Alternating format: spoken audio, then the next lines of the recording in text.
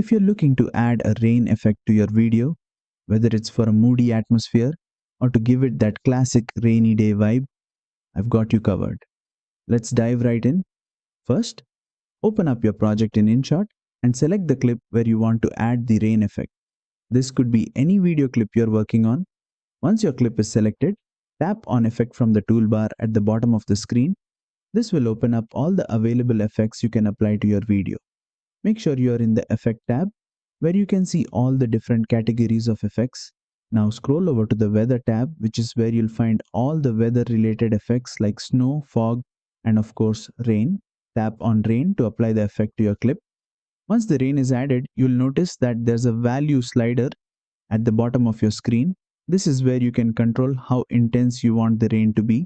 If you slide the slider to the right, the rain will become more intense, giving you a heavier downpour.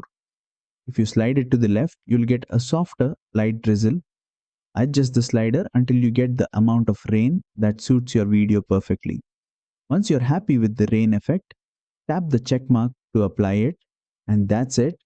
You've successfully added a rain effect to your video in InShot.